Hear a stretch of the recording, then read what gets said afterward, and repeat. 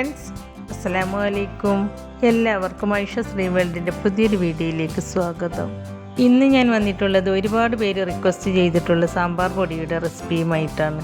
വളരെ ടേസ്റ്റി ആയിട്ട് നമ്മൾ കടയിൽ നിന്നൊക്കെ മേടിക്കുന്നതിനേക്കാളും ഒത്തിരി ഫ്ലേവർഫുൾ ആയിട്ടുള്ളതും ഉണ്ടാക്കിയെടുക്കാൻ വളരെ ഈസി ആയിട്ടുള്ളതുമായ ഒരു ഹോം മെയ്ഡ് വെർഷനിലുള്ള ഒരു സാമ്പാർ പൊടിയാണ് ഇന്ന് ഞാൻ കാണിക്കാൻ പോകുന്നത്. പണ്ട് കാലങ്ങളിലൊക്കെ നമ്മുടെ അമ്മമാരും ഉമ്മമാരും മുത്തശ്ശിമാരും ഒക്കെ വീടുകളിൽ സാമ്പാർ തയ്യാറാക്കിയിരുന്നത് നമ്മുടെ സാധാരണ വറ്റൽമുളകും മല്ലിയും എല്ലാം വറുത്ത് പൊടിച്ച് നല്ല ടേസ്റ്റി ആയിട്ടുള്ളൊരു സാമ്പാറായിരുന്നു.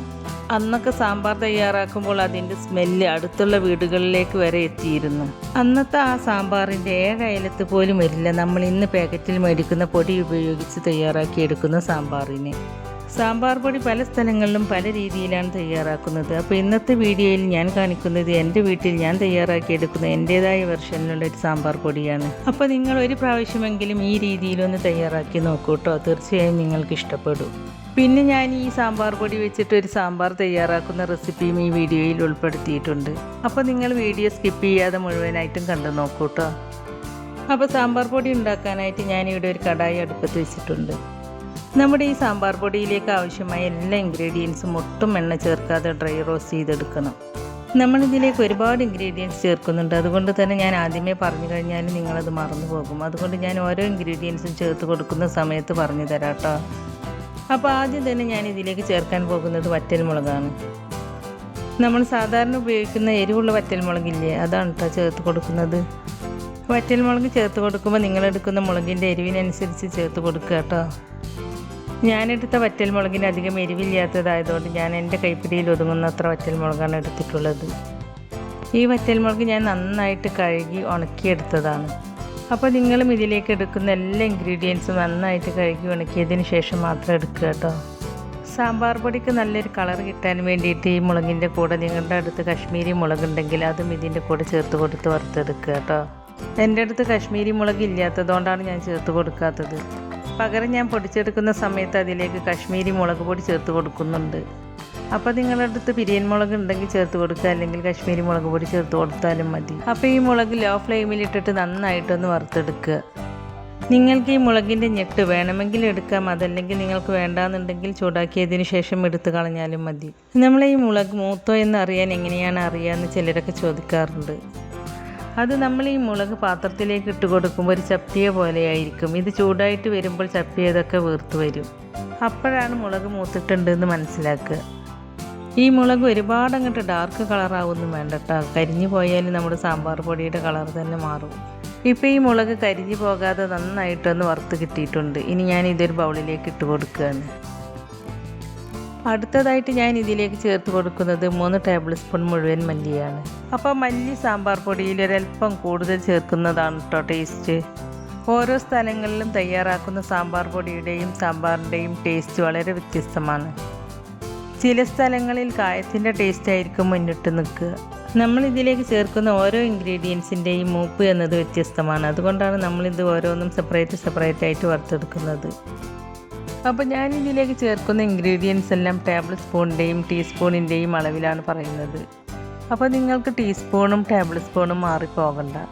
ടേബിൾ സ്പൂൺ എന്ന് പറഞ്ഞാൽ വലിയ സ്പൂണും ടീസ്പൂൺ എന്ന് പറഞ്ഞാൽ ചെറിയ സ്പൂണുമാണ്.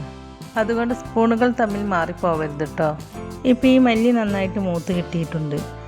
മല്ലി മൂക്കുമ്പോൾ നല്ലൊരു സ്മെല്ല് വരും. അതുപോലെ തന്നെ മല്ലി കയ്യിലിട്ട് പ്രസ് ചെയ്തെടുക്കുമ്പോൾ ചെറുതായിട്ടൊന്ന് പൊടിഞ്ഞ് കിട്ടുകയും ചെയ്യും. അതാണ് കേട്ടോ അതിൻ്റെ ഒരു പാകം എന്ന് പറയുന്നത്.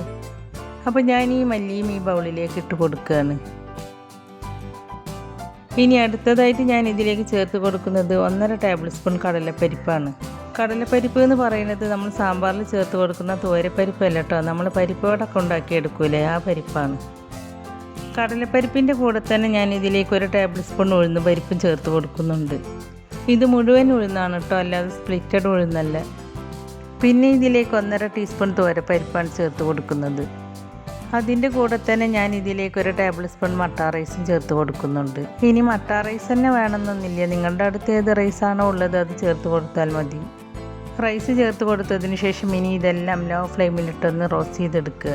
അപ്പോൾ ഇത് റോസ്റ്റ് ചെയ്തെടുക്കുന്ന ടൈം എന്ന് പറഞ്ഞാൽ നമ്മൾ ഇതിലേക്ക് അരി ചേർത്ത് കൊടുത്തില്ലേ, ആ അരി നന്നായിട്ടൊന്ന് പൊരിഞ്ഞ് വരും.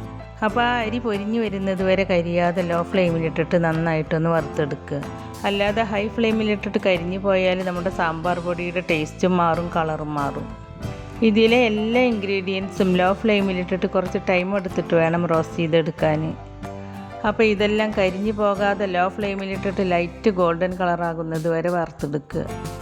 നമ്മളിതിലേക്ക് പരിപ്പുകളും അരിയും ഒക്കെ ചേർത്ത് കൊടുക്കുന്നത് സാമ്പാറിന് നല്ലൊരു കൊഴുപ്പ് കിട്ടാൻ വേണ്ടിയിട്ടാണ്. ഞാൻ ഈ പരിപ്പുകളും അരിയൊക്കെ നന്നായിട്ട് കഴുകി ഉണക്കിയെടുത്തതിന് ശേഷമാണ് വറുത്തെടുക്കുന്നത്. അപ്പോൾ നിങ്ങളും ഇതുപോലെ നന്നായിട്ട് കഴുകി ഉണക്കിയതിന് ശേഷം വറുത്തെടുക്കുക കേട്ടോ. വെള്ളത്തിൻ്റെ അംശം ഒട്ടും ഇതിൽ പാടില്ല, അങ്ങനെ ആയാലും പൊടി വേഗത്തിൽ പൂത്തുപോകും. ഇപ്പോൾ ഇതിൽ ചേർത്ത് കൊടുത്ത അരിയൊക്കെ നന്നായിട്ട് പൊരിഞ്ഞ് പരിപ്പൊക്കെ നന്നായിട്ട് മൂത്ത് കിട്ടിയിട്ടുണ്ട്. അപ്പോൾ ഇത് ഇത്രയും മൂത്ത് കിട്ടിയാൽ മതി. ഇനി ഇത് ഈ ബൗളിലേക്ക് ഇട്ട് കൊടുക്കുകയാണ്. പിന്നെ ഞാൻ ഇതിലേക്ക് ചേർത്ത് കൊടുത്തിട്ടുള്ളത് 1 ടീസ്പൂൺ ചെറിയ ജീരകമാണ്. അതിൻ്റെ കൂടെ തന്നെ 1 ടീസ്പൂൺ ഉലുവയും ചേർത്ത് കൊടുക്കുന്നുണ്ട്. അപ്പോൾ ഉലുവയൊക്കെ ചേർത്ത് കൊടുക്കുമ്പോൾ തന്നെ നമ്മുടെ സാമ്പാർ പൊടിക്ക് നല്ലൊരു ഫ്ലേവർ കിട്ടുന്നതാണ്. ഉലുവ ചേർത്ത് കൊടുക്കുമ്പോൾ അതിൻ്റെ അളവ് കൂടരുത് കേട്ടോ.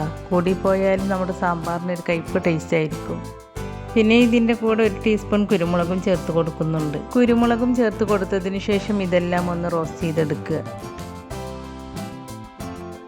ഇപ്പോൾ ഇതെല്ലാം നന്നായിട്ടൊന്ന് റോസ്റ്റായി കിട്ടിയിട്ടുണ്ട്. ഇനി ഇതും നമുക്ക് ഈ ബൗളിലേക്ക് ഇട്ട് കൊടുക്കാം.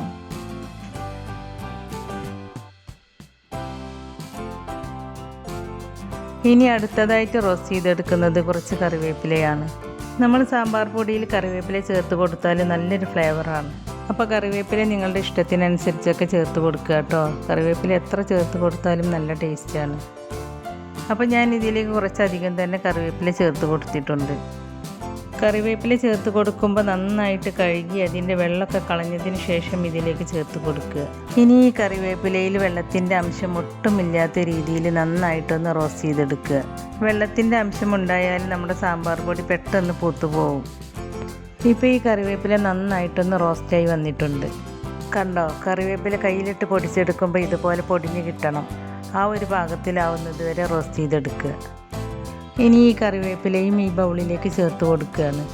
ഇനി നമുക്കിതിലേക്ക് മെയിനായിട്ട് വേണ്ടത് കായമാണ്. ഞാനിവിടെ എടുത്തിരിക്കുന്നത് പെരുങ്കായമാണ്. അപ്പോൾ കായത്തിൻ്റെ പൊടി ചേർത്ത് കൊടുക്കുന്നതിനേക്കാളും എന്തുകൊണ്ടും നല്ലത് ഇതുപോലത്തെ കട്ടക്കായം ചേർത്ത് കൊടുക്കുന്നത് തന്നെയാണ്.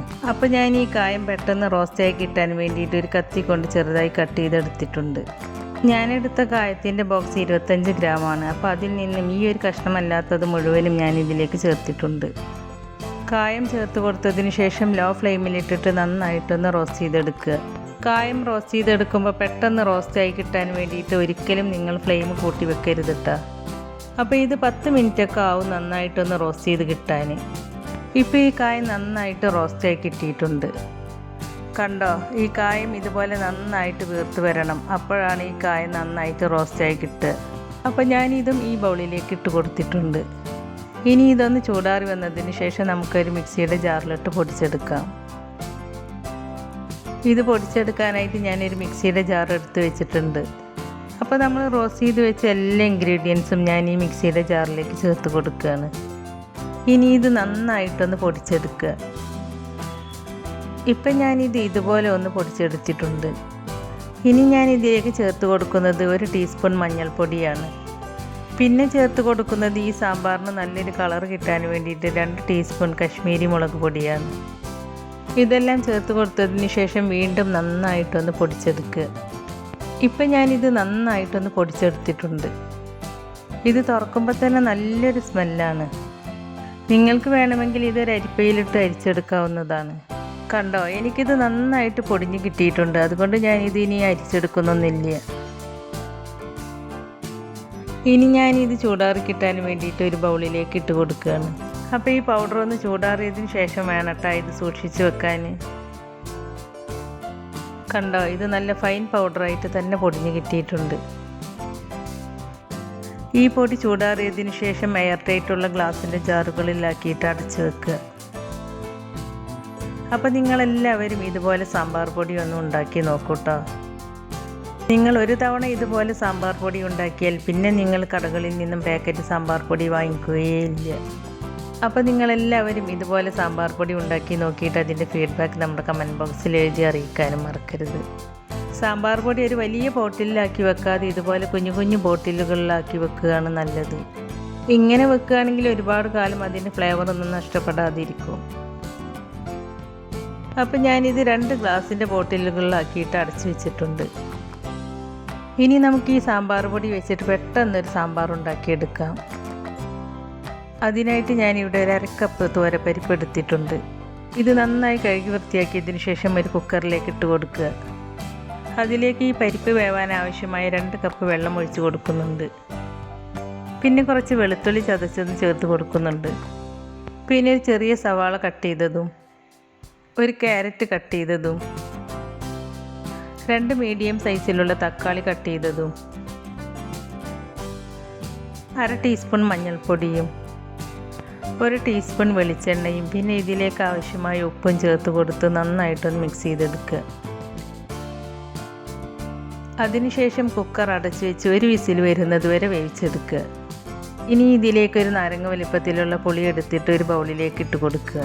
എന്നിട്ട് ഈ പുളി പെട്ടെന്ന് കുതിർന്ന് വരാൻ വേണ്ടിയിട്ട് അതിലേക്ക് കുറച്ച് ചൂടുവെള്ളം ഒഴിച്ച് കൊടുക്കുക. ഇപ്പോൾ ഈ കുക്കർ 1 വിസിൽ വന്നതിന് ശേഷം ഞാൻ ഫ്ലെയിം ഓഫ് ചെയ്ത് കൊടുത്തിട്ടുണ്ട്.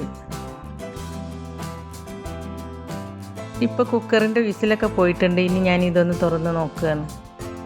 ഇപ്പോൾ കണ്ടോ, കഷ്ണങ്ങളൊന്നും മുടഞ്ഞു പോവാതെ തന്നെ നന്നായിട്ട് വെന്ത് കിട്ടിയിട്ടുണ്ട്. പിന്നെ ഞാൻ ഇതിലേക്ക് കുറച്ച് പച്ചമുളക് ചേർത്ത് കൊടുക്കുന്നുണ്ട്. പച്ചമുളക് നിങ്ങളുടെ എരിവിനനുസരിച്ചൊക്കെ ചേർത്ത് കൊടുക്കുക കേട്ടോ. ഇനി ഞാനൊരു പാൻ അടുപ്പത്ത് വെച്ച് അതിലേക്ക് കുറച്ച് വെളിച്ചെണ്ണ ഒഴിച്ച് കൊടുക്കുകയാണ്. എന്നിട്ട് അതിലേക്ക് കുറച്ചധികം കുഞ്ഞുള്ളി ചേർത്ത് കൊടുക്കുന്നുണ്ട്. ഇനി ഈ കുഞ്ഞുള്ളി എണ്ണയിലിട്ടൊന്ന് വഴറ്റിയെടുക്കുക. അതിനുശേഷം ഈ കുഞ്ഞുള്ളി ഈ സാമ്പാറിലേക്ക് ചേർത്ത് കൊടുക്കുക. അതിനുശേഷം ഈ പാനിലേക്ക് ചെറുതായി കട്ട് ചെയ്ത വെണ്ടക്ക ചേർത്ത് കൊടുക്കുക. എന്നിട്ട് ഈ വെണ്ടക്കയും എണ്ണയിലിട്ടൊന്ന് വാട്ടിയെടുക്കുക. അതിനുശേഷം സാമ്പാറിലേക്ക് ചേർത്ത് കൊടുക്കുക. ഇനി ഇതൊന്ന് മിക്സ് ചെയ്തതിന് ശേഷം നമ്മൾ എടുത്തു വെച്ച പുളി പിഴിഞ്ഞത് ചേർത്ത് കൊടുക്കുക. അതിനുശേഷം നന്നായിട്ടൊന്ന് മിക്സ് ചെയ്തെടുക്കുക. ഇനി ഇതിലേക്ക് ആവശ്യമായ ഉപ്പ് ചേർത്ത് കൊടുത്തതിന് ശേഷവും ഒന്ന് മിക്സ് ചെയ്തെടുക്കുക. അതിനുശേഷം ഈ വെണ്ടക്ക വേവുന്നത് വരെ അടച്ച് വെച്ച് വേവിച്ചെടുക്കുക. നമ്മളിത് ഫ്രൈ ചെയ്തെടുത്തതുകൊണ്ട് വെണ്ടക്ക പെട്ടെന്ന് തന്നെ കുക്കായി കിട്ടും. വെണ്ടക്ക ഒരു 1/4 ഭാഗം കുക്കായി വന്നാൽ നമ്മൾ പൊടിച്ച് വെച്ച സാമ്പാർ പൊടി ചേർത്ത് കൊടുക്കുക. എന്നിട്ട് ഒട്ടും കട്ട കെട്ടാതെ നന്നായിട്ടൊന്ന് മിക്സ് ചെയ്തെടുക്കുക.